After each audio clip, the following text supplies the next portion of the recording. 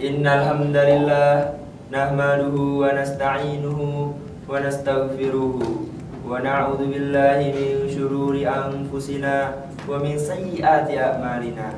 May yahdihillahu fala mudhillalah wa may yudlil fala hadiyalah. Asyhadu an la ilaha illallah wahdahu la syarikalah wa asyhadu anna Muhammadan abduhu wa rasuluhu la nabiyya ba'da. Amma ba'd. Fa ya ibadallah, usikum wa nafsi bitaqwallah wa ta'atihi la'allakum tuflihun. Qala Allah ta'ala fil Qur'anil Karim, a'udzu billahi minasy syaithanir rajim. Bismillahirrahmanirrahim. Ya ayyuhalladzina amanu taqullaha haqqa tuqatih wa la tamutunna illa wa antum muslimun. Amma ba'd. Masyiral muslimin rahimakumullah. Segala puja dan puji syukur kita haturkan kepada kehadirat Allah Subhanahu wa taala, yang mana berkat rahmat, hidayah, inayah serta nikmat-nikmatnya, terutama nikmat iman, nikmat Islam dan juga nikmat sehat walafiat, sehingga kita semua masih dapat diberikan kesempatan untuk melaksanakan sholat Jumat secara berjamaah di masjid yang kita cintai ini. Salawat serta salam tak lupa kita aturkan kepada junjungan Nabi besar kita, Nabi Muhammad sallallahu alaihi wasallam, beserta keluarganya, sahabatnya, dan juga semoga kita selaku umatnya mendapatkan syafaatnya di yaumil akhir nanti. Amin amin ya rabbal alamin. Khatib berwasiat kepada jamaah, khususnya kepada diri khatib, bahwasanya marilah kita meningkatkan iman dan takwa kita kepada Allah Subhanahu wa taala dengan sebenar-benarnya iman, dengan sebenar-benarnya takwa, agar kelak nanti kita dapat dikumpulkan oleh Allah Subhanahu wa taala di surganya secara bersama-sama. Amin amin ya rabbal alamin. Masyiral muslimin rahimakumullah. Setiap manusia pasti ingin mendapatkan keberuntungan. Dan banyak dari manusia, bahkan dari kita sendiri, kita berlomba-lomba dan berusaha untuk mendapatkan sebuah keberuntungan itu, baik keberuntungan di dunia maupun keberuntungan di akhirat. Tetapi banyak orang yang mencari keberuntungan hanya keberuntungan di dunia, seperti keberuntungan mencari materi, kepercayaan dari orang lain yang kemudian membawa keberuntungan, jabatan yang tinggi, popularitas yang tidak tertandingi, keturunan yang menyenangkan, dan sebagainya. Namun bagi seorang muslim, bahwasanya dia sadar bahwasanya keberuntungan bukanlah keberuntungan yang ada di dunia, tapi keberuntungan adalah keberuntungan yang ada di akhirat. Dan tidak semua apa yang dia harapkan, apa yang manusia harapkan untuk mendapatkan keberuntungan dia dapatkan. Manakalanya Allah Subhanahu wa taala tidak mengizinkan, bahwasanya itu pasti tidak akan terjadi. Dan seorang muslim harus sadar bahwasanya ketika dia tidak mendapatkan sebuah keberuntungan itu, dia akan mendapatkan masih ada hal lain yang dia bisa dapatkan. Masih ada hal lain, amal-amal yang bisa dia kerja untuk mendapatkan keberuntungan. Karena dia berpikir bahwasanya orang yang rugi bukanlah orang yang mendapatkan keberuntungan. Orang yang rugi adalah bukannya orang yang tidak mendapatkan keberuntungan dunia, tapi orang yang rugi adalah orang yang tidak beriman dan beramal soleh, seperti surat Al-Asr ayat 1-3. A'udzu billahi minasyaitonir rajim. Bismillahirrahmanirrahim. Wal 'ashr. Innal insana lafi khusr illa alladzina amanu wa 'amilus solihati wa tawassaw bil haqq wa tawassaw bis sabr. Demi masa, sesungguhnya manusia berada dalam kerugian, kecuali orang-orang beriman dan orang-orang beramal soleh, dan saling menasihati dalam kebenaran dan saling menasihati dalam kesabaran.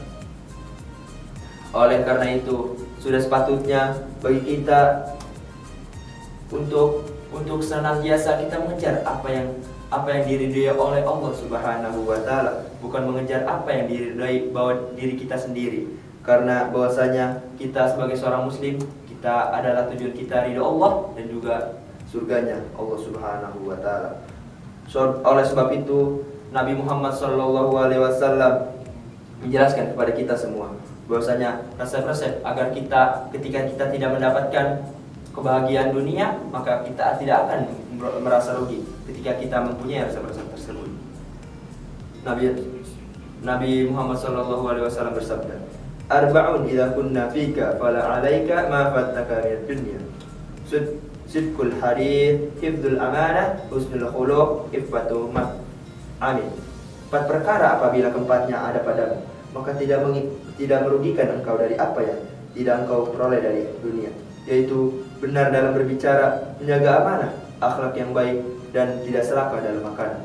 Hadis riwayat Ahmad, Tabrani, Hakim, dan Baihaqi. Dari hadis tersebut bahwasanya Nabi SAW berwasiat kepada kita semua.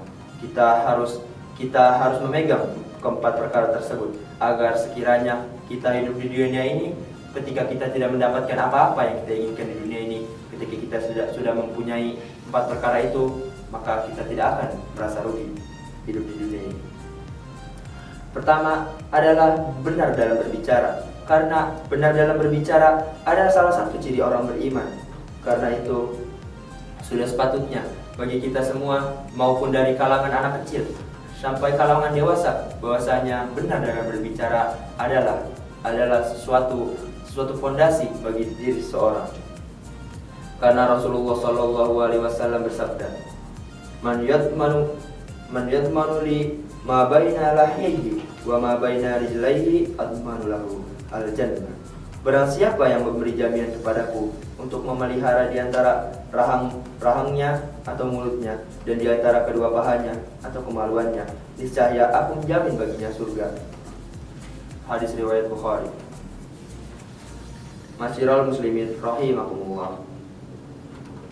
Oleh sebab itu, bahwasanya kita ingin menjadi penghuni surga, sudah sepatutnya bahwasanya kita harus menjaga apa-apa yang keluar dari mulut kita, apa-apa yang kita ucapkan. Kita harus berhati-hati, kita harus pikirkan sebelum kita berbicara. Karena orang yang kaya, orang yang ganteng, orang yang pintar, orang yang tinggi kedudukannya, orang yang terhormat di mata masyarakat, ketika dia sudah tidak benar dalam berbicara, maka manusia seperti ini akan hina di mata Allah Subhanahu wa Ta'ala dan akan rendah derajatnya di kalangan manusia. Sudah menjadi tanggung jawab kita bersama. Kita mendidik anak-anak kita mendidik saudara-saudara kita mendidik teman-teman kita, sekerabat kita, bahkan keluarga kita sendiri, untuk sama-sama kita menjaga perbicaraan yang benar, menjaga mulut ini dari kata-kata yang kotor. Itu pula sebabnya mengapa salah satu tanda orang munafik adalah dusta atau bohong dalam berbicara. Al-Quran Shallallahu Alaihi Wasallam menegaskan bahwasanya Al-Quran menegaskan bahwasanya setiap amal perbuatan manusia akan ada balasannya di sisi Allah Subhanahu wa Ta'ala, dan akan ada malaikat yang senantiasa mencatatnya, yaitu dalam firman Allah Subhanahu wa Ta'ala surat Qaf ayat 18. Ma yalfadhu min qawlin illa ladaihi raqibun atid. Tidak ada sesuatu kata atau ucapan melainkan ada di sisinya malaikat pengawas yang selalu siap mencatat. Ma'asyiral muslimin rahimakumullah. Resep kedua adalah kita menjaga amanah. Kehidupan di dunia ini penuh dengan amanah.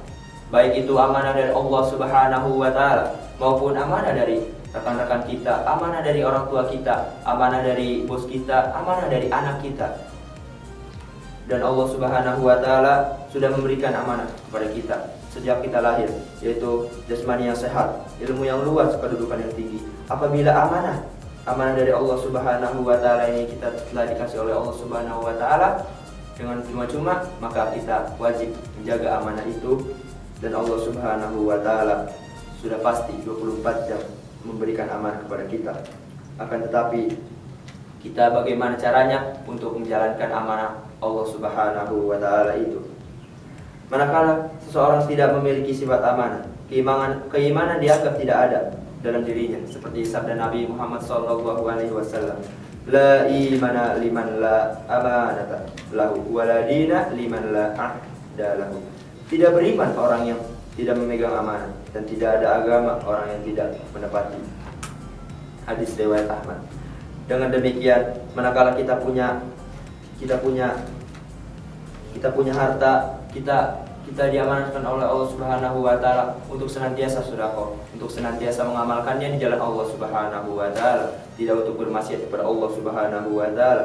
Dan jika kita sudah mendapatkan jasmani yang sehat, kita sudah sepatutnya kita untuk beribadah kepada Allah Subhanahu wa taala. Jangan kita ketika jasmani kita sudah sehat, kita bermaksud kepada Allah Subhanahu wa taala, ketika jasmani kita dicabut kesehatannya, kita baru menyadari bahwasanya ketika saya sehat, mengapa saya tidak beribadah kepada Allah Subhanahu wa taala. Dan ilmu yang luas untuk meningkatkan martabat kehidupan manusia. Dan juga kedudukan yang tinggi untuk kita saling berbuat adil kepada bawahan kita, kepada masyarakat. Masyiral muslimin rahimahullah. Ketiga adalah akhlak yang baik. Akhlak yang baik. Akhlak yang baik. Bahwasanya seluruh manusia itu diciptakan oleh Allah Subhanahu wa taala sama fitrahnya, kecuali bagi orang-orang akhlak itu dibangun dari keluarga, dibangun dari teman-teman terdekat, dibangun dari hal-hal yang terdekat. Akhlak yang baik juga merupakan kekayaan yang paling mahal bagi seorang muslim. Karena itu Rasulullah SAW diutus kepada ke dunia ini untuk memperbaiki akhlak manusia yang telah rusak.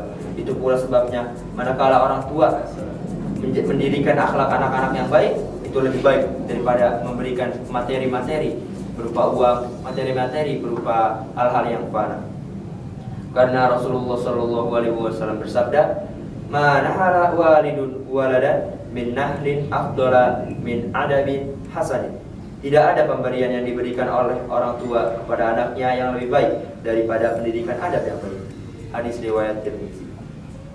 Meskipun keluarga, masyarakat, bangsa atau negara sudah mencapai kemajuan yang pesat, sudah mencapai kemajuan yang tinggi, tapi jika tidak dibarengi oleh akhlak yang baik, maka lama-kelamaan negara, keluarga atau masyarakat ini lama-kelamaan akan runtuh.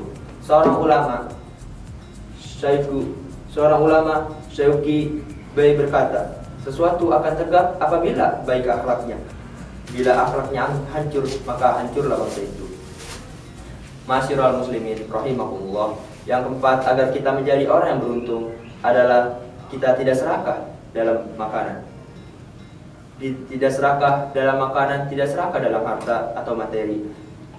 Karena serakah adalah sifat tercela. Meskipun seseorang telah mendapatkan materi yang banyak, ketika ia tidak bersyukur, maka ia akan merasa orang yang miskin. Keserakahan juga dapat membuat seseorang melakukan kejahatan yang merugikan dirinya sendiri dan juga merugikan orang lain. Karena merugikan dirinya sendiri, karena dia kelak akan dipertanggungjawabkan oleh Allah Subhanahu wa taala, merugikan orang lain karena dia merampas hak orang lain. Karena itu kita sebagai muslim dituntut untuk selalu bersyukur kepada Allah Subhanahu wa taala. Sebagaimana firman Allah Subhanahu wa taala, "Wa itta'adzanna rabbukum la in syakartum la azidannakum wa la in kafartum inna 'adzabi lasyadid." Dan ingatlah ketika Tuhanmu memaklumkan, sesungguhnya jika kalian bersyukur kepadaku, maka akan aku tambah nikmat-nikmatku, dan ketika kalian kufur, maka azabku sangatlah pedih. Orang yang tamak sesungguhnya dia merugikan dirinya sendiri dan orang lain. Dan sudah sepatutnya kita melakukan perbuatan yang disenangi oleh Allah Subhanahu wa taala, bukan perbuatan-perbuatan yang dibenci oleh Allah Subhanahu wa taala. Barakallahu li wa lakum fil Qur'anil karim wa nafa'ani wa iyyakum bima fihi minal ayati wa dzikril hakim. Wa taqabbalallahu minni wa minkum tilawatahu innahu huwas samiul alim. Wastaghfiruhu innahu huwal ghafurur rahim.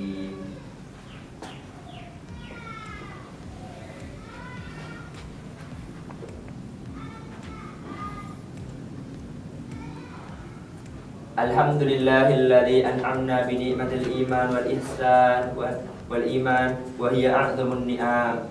Asyhadu an la ilaha illallah wahdahu la syarika lah wa asyhadu anna Muhammadan abduhu wa rasuluhu la nabiyya ba'da. Huwallazi arsala rasulahu bil huda wa dinil haqqi liyudhhirahu 'alad dini kullihi walau karihal musyrikun. Allahumma shalli ala sayyidina Muhammad wa ala ali sayyidina Muhammad kama shallaita ala sayyidina Ibrahim wa ala ali sayyidina Ibrahim wa barik ala sayyidina Muhammad wa ala ali sayyidina Muhammad kama barakta ala sayyidina Ibrahim wa ala ali sayyidina Ibrahim. Amma ba'd. Fa ya ibadallah, usikum wa nafsi bittaqwallahi wa ta'atihi la'allakum tuflihun. Qala Allah Ta'ala fil Qur'anil Karim, a'udzu billahi minasyaitonir rajim. Bismillahirrahmanirrahim. Ya ayyuhalladzina amanu taqullaha haqqa tuqatih wa la tamutunna illa wa antum muslimun. Semakin masyiral muslimin rahimakumullah, akhirnya semakin kita sadari bahwa keberuntungan dalam hidup di dunia ini tidak bisa semata-mata kita ukur dengan tinjauan materi. Karena itu, seandainya seseorang tidak memperoleh keberuntungan materi atau dunia, dia masih tergolong orang-orang yang beruntung manakala menjalani kehidupan yang sesuai dengan nilai-nilai Islam. Demikianlah khutbah Jumat yang singkat ini. Semoga dapat bermanfaat bagi kita semua. Amin amin ya rabbal alamin. Qala Allah Ta'ala, innallaha wa malaikatahu yusholluna 'alan nabi ya ayyuhalladzina amanu shallu 'alaihi wa sallimu taslima.